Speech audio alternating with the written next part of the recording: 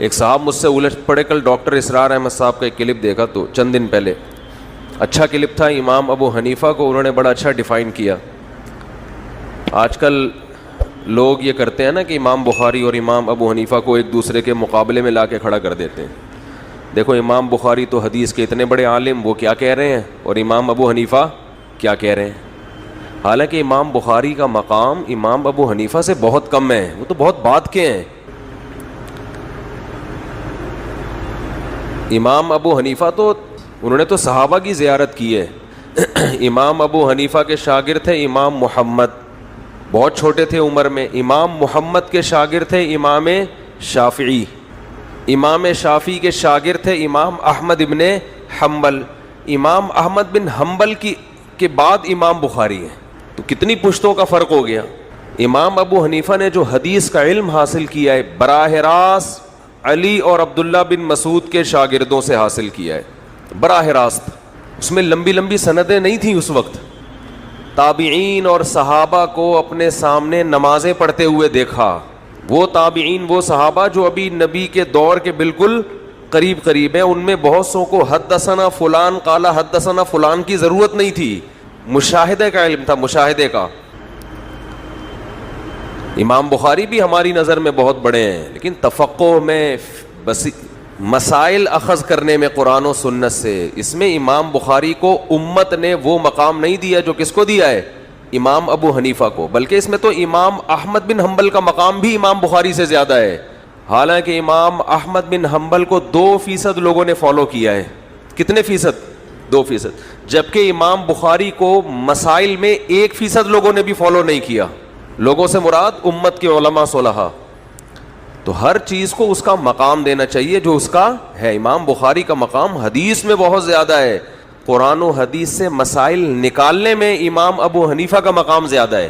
یہ چھوٹی سی بات کر کے میں اپنے اصل ٹاپک کی طرف چلتا ہوں. آپ کہہ سکتے ہیں اس کا مطلب امام ابو حنیفہ کا ذہن تو بہت تھا, لیکن حدیثیں ان کو امام بخاری سے زیادہ معلوم نہیں تھیں. یہ بھی غلط ہے.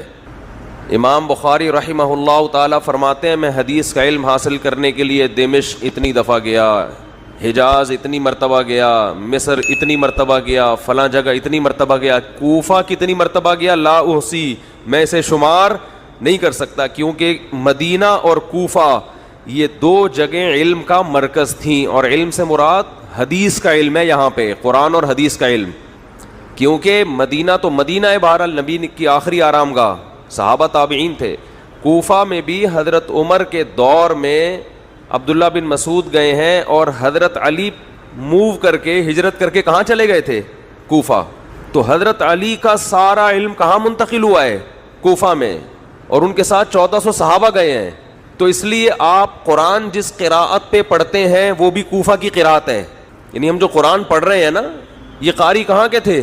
کوفہ کے قاری تھے, جن کی قراءت پوری دنیا میں مشہور ہوئی ہے. یعنی قرآن اس امت نے کوفہ کے لوگوں سے سیکھا ہے. اور امام بخاری کہتے ہیں میں ہر جگہ حدیث کا علم حاصل کرنے گیا ہوں متعین مقدار میں. کوفہ اتنی دفعہ گیا ہوں کہ میں شمار نہیں کر سکتا. اس کا مطلب کوفہ میں حدیث کا علم سب سے بولو زیادہ تھا, کیونکہ عبداللہ بن مسعود اور حضرت علی کے شاگرد تھے وہاں پہ.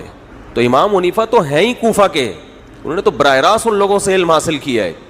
اور پھر آپ نے سفر بھی کی امام حنیفہ نے حدیث کے لیے. اور اس امت کا اجماع ہے کہ جب کسی کو مجتہد کہا جاتا ہے, فقیہ کہا جاتا ہے, تو اس کا مطلب قرآن و حدیث کا علم کے بعد یہ فقیہ بنتا ہے, اس سے پہلے تو بن ہی نہیں سکتا. تو یہ علم پہلے آتا ہے, فقاہت بعد میں آتی ہے. ڈاکٹر اسرار احمد صاحب نے ایک حدیث کی بڑی اچھی تشریح کی, لیکن چونکہ ان کی وہ علمی اصطلاحات نہیں استعمال کرتے زیادہ, تو میں اس کو اور انداز سے بیان کرتا ہوں جو ہم طلبہ کو بتاتے ہیں. ایک اہل حدیث عالم مجھ سے کہنے لگے کہ امام ابو حنیفہ رحمہ اللہ تعالیٰ نے, یہ ایپلیکیشن تو 360 ہے نا, 360, اس کے بارے میں نے کچھ تھوڑی سی بات کرنی ہے. ہیلو, مجھے یاد دلانا, رہ نہ جائے کہیں. اس کے بارے میں غلط فہمی لوگ میری طرف منسوب کر رہے ہیں, میری وجہ سے غلط فہمی پھیل رہی ہے, وہ میں ذرا اس کو ڈیفائن کروں گا.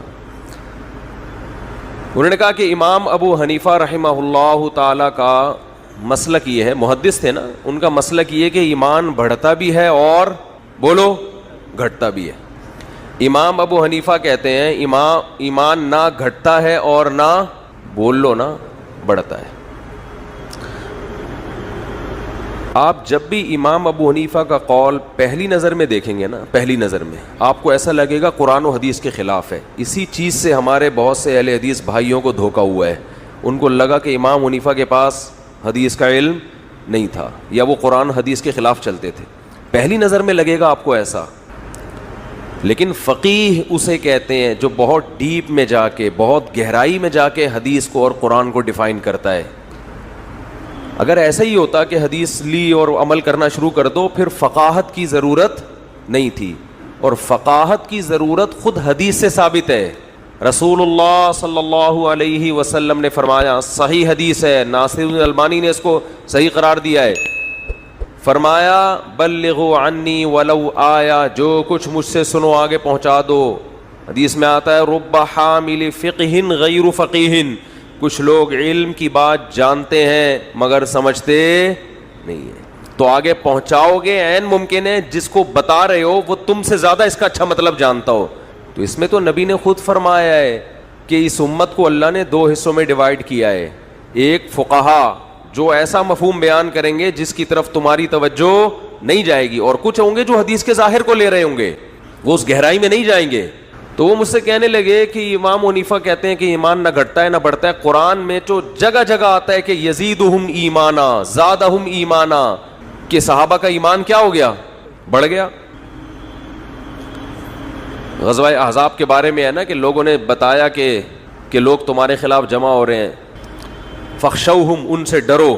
تو صحابہ بجائے ڈرنے کے، غزوہ احد میں ایسا ہوا تھا نا کہ تو فزادہم ایمانا، قرآن کہہ رہا ہے بجائے ڈرنے کے ان کا ایمان اور زیادہ بڑھ گیا. تو جگہ جگہ قرآن میں آتا ہے کہ جب ہماری آیات نیک بندوں پہ تلاوت کی جاتی ہیں تو ان کا ایمان بڑھ جاتا ہے.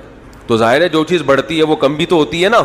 اور امام حنیفہ کہتے ہیں ایمان نہ گھٹتا ہے نہ بڑھتا ہے. تو آپ کو تو لگے گا یہ بالکل قرآن کے خلاف، ان کو تو پتہ ہی نہیں.